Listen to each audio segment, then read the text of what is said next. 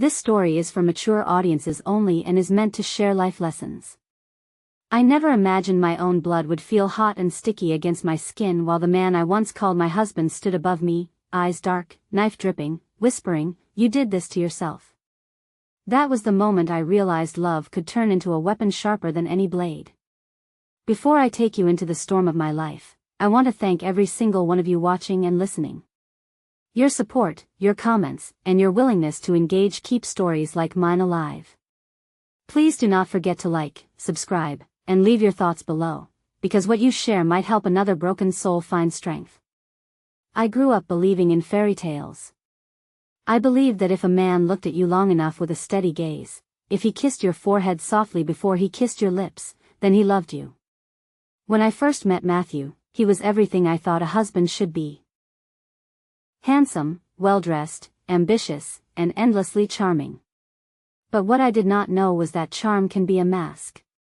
Behind his carefully polished smile hid a hunger for control, and behind my naive trust hid my greatest weakness, the desire to be loved at any cost. We lived in a quiet suburb of Texas, in a 2-story home with pale shutters and a red front door. It was the kind of house I once dreamed about as a child. But inside those walls, secrets festered. It started with subtle things. His controlling tone when I wore a dress he considered too short. His sharp questions when I lingered at the grocery store a few minutes too long. His insistence that I should not work because he could provide. To the world, he was the perfect husband.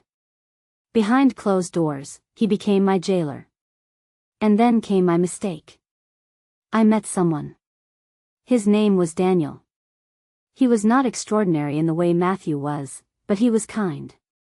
He listened. He noticed the tremble in my hands when I poured coffee. He noticed the silence in my voice when I pretended to smile. Our conversations turned into stolen moments, and stolen moments into something more dangerous. I never planned to betray my vows, but in truth, my marriage had already crumbled long before my body did. With Daniel, I felt seen. I felt alive again. For the first time in years, I felt like I was more than a possession. But in the world I lived in, secrets never stayed hidden. The night everything shattered, the Texas sky was heavy with thunder. Matthew came home early from one of his so-called business trips. His footsteps echoed through the house, slow, deliberate. I knew something was wrong before he even opened his mouth. "I know," he said simply. His voice was calm, almost eerily calm. My blood froze. "Know what?" I whispered, my voice betraying me with its tremor. "That you are a liar. That you have been spreading yourself to another man while I worked my hands raw for this house, for you." I tried to speak, tried to defend myself, but my lips would not form the words. His eyes were not the eyes of the man I married. They were black, hollow, hungry. "Matthew, please." That was when I saw the knife. It glistened under the kitchen light, and before I could breathe, before I could beg, before I could move, he lunged. The first stab was like fire tearing into my side. The second stole the air from my lungs.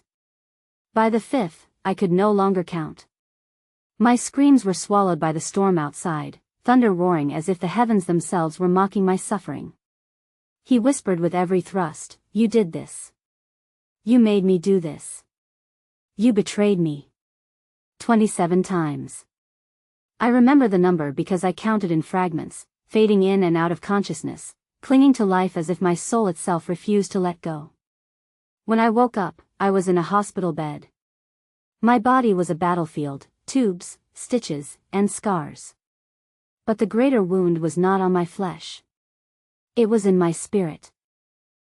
Matthew had fled, leaving me to die on the kitchen floor like trash. But fate, or perhaps God, decided my story was not finished. Lying there, drifting between pain and clarity, I asked myself, how did I get here? How did I allow love to blind me so completely? How did I mistake possession for passion, and control for care? And worst of all, was this punishment for my own betrayal?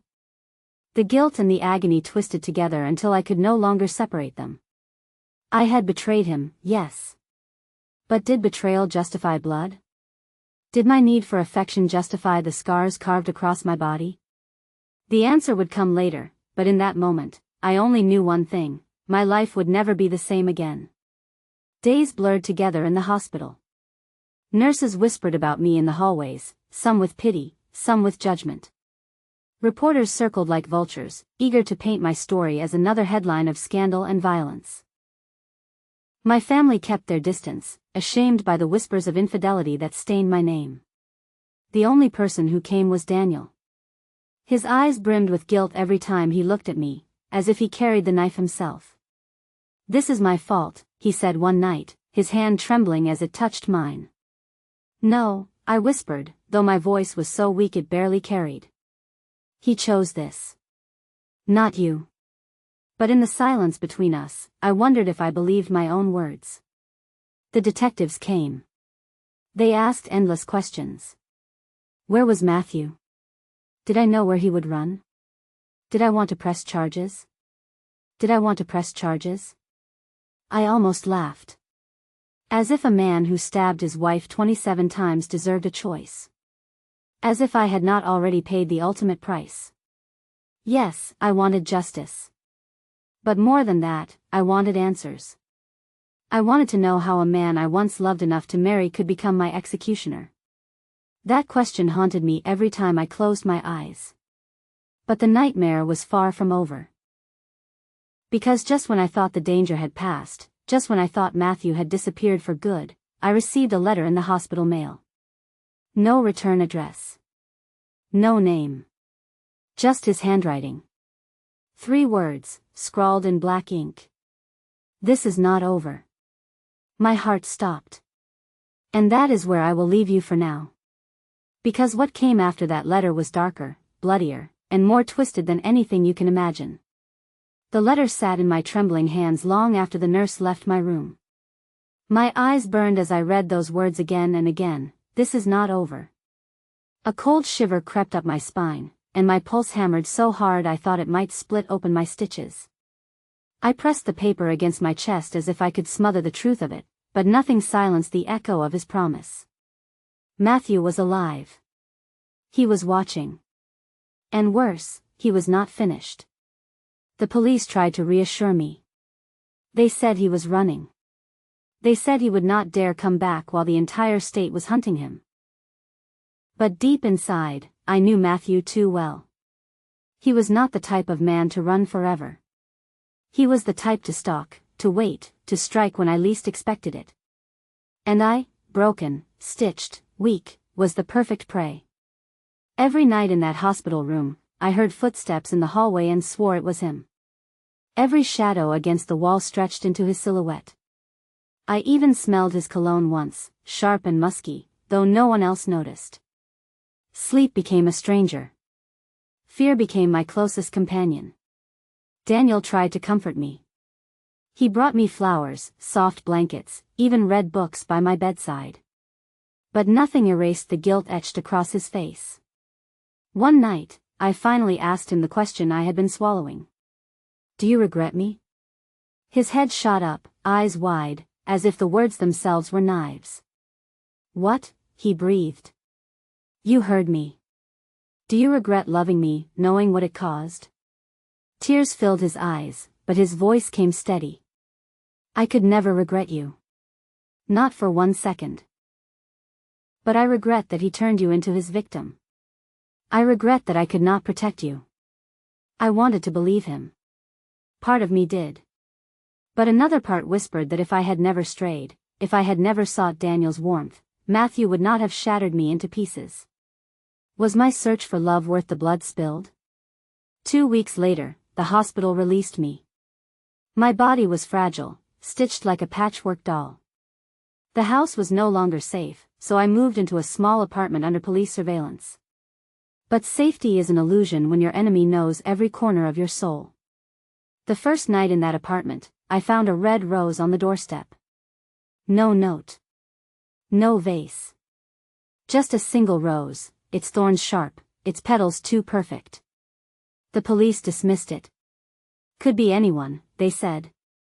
A neighbor. A prank. But I knew better. It was him.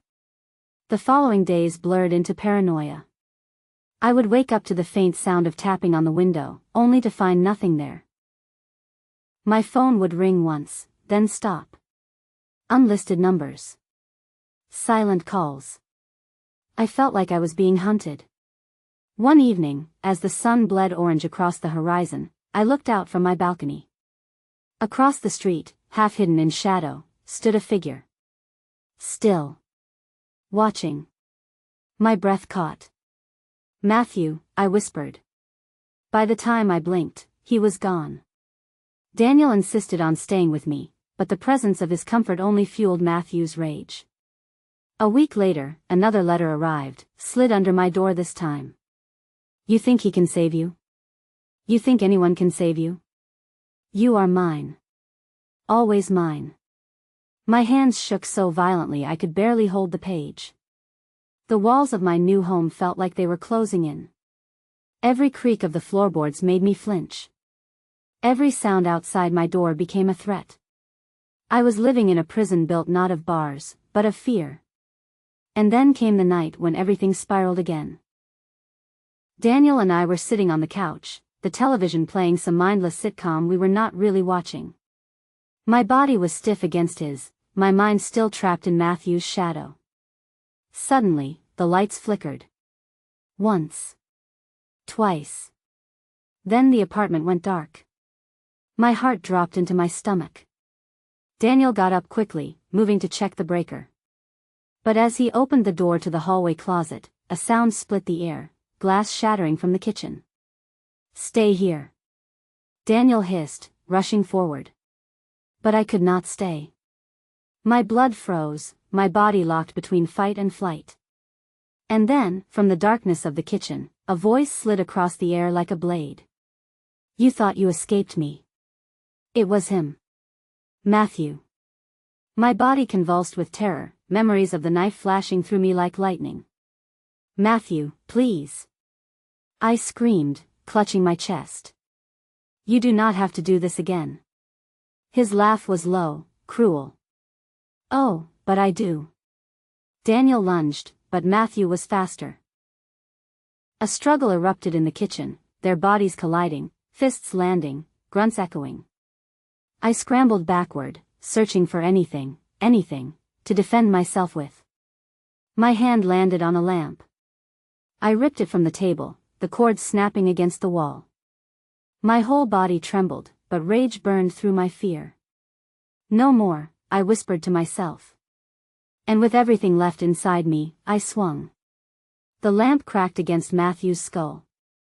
He staggered, blood running down his forehead, his eyes wild. But instead of falling, he turned toward me. "You," he hissed, raising the knife again. And in that moment, I knew the nightmare was far from over. The knife gleamed in Matthew's hand, reflecting the faint glow from the shattered kitchen window. His chest rose and fell with ragged breaths, blood dripping down his temple from the lamp I had swung. His eyes, once familiar, once soft, were now nothing but black pits of rage. I froze, every nerve in my body screaming for me to run, but my legs felt heavy, anchored by years of fear. Daniel stepped in front of me, arms spread wide, his voice steady but shaking beneath the surface. "Put the knife down, Matthew. It is over." Matthew's lips twisted into a sneer. "Over? It is only over when she is gone.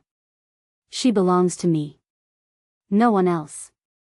Those words cut deeper than any blade. I was not his possession. Not anymore. Something inside me shifted then. The same woman who once bowed her head, who once let him dictate her every step, who once believed she was too weak to stand alone, she died the night he stabbed me 27 times. The woman standing here now was different. She was scarred, yes. But she was also unbreakable. With a sudden burst of courage, I grabbed a shard of broken glass from the floor and clutched it so tightly it sliced into my palm. Pain flared, but I welcomed it. "Matthew," I said, my voice trembling but defiant. "You no longer own me." "You never did." He snarled and lunged. Time slowed. I saw the arc of his knife, the wild fury in his eyes, the determination to end me once and for all. Daniel shoved him, the blade grazing past my side instead of plunging deep. I screamed, my body jolting from the sting, but adrenaline drowned out the pain. And then I struck. I drove the shard of glass into his arm, twisting with every ounce of strength I had left. He howled, the knife clattering to the floor. Daniel seized the moment, tackling him down.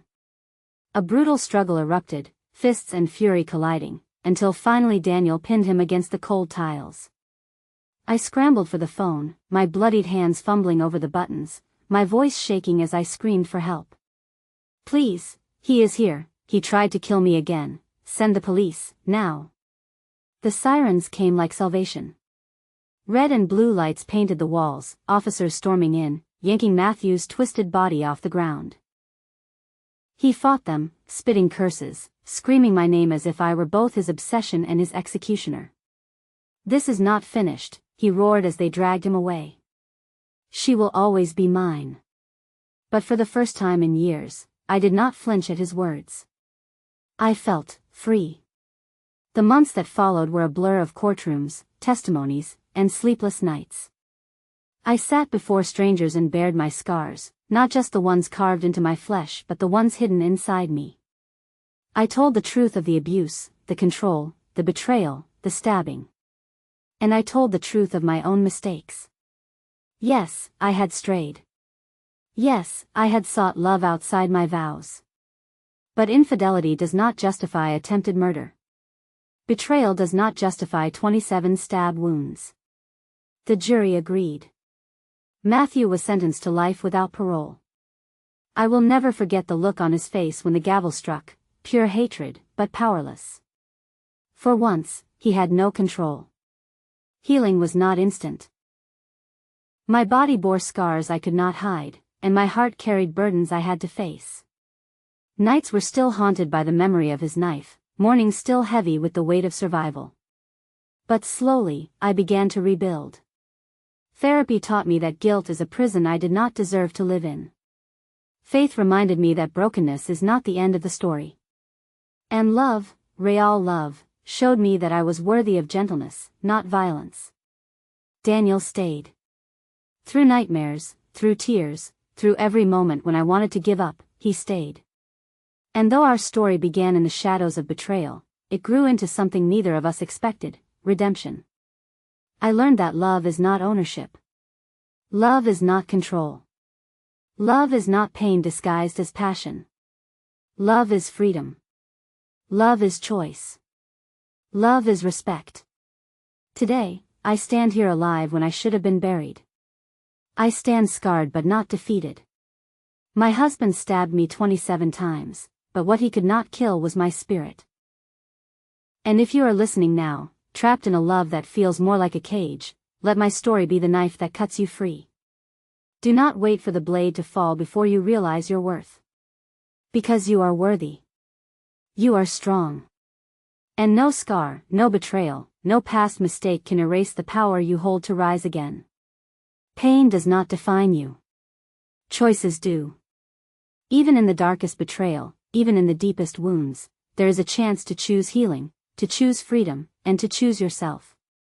If this story moved you, please share it so others may find hope in their own battles. Do not forget to like, subscribe, and leave your thoughts. You never know whose life your words might save.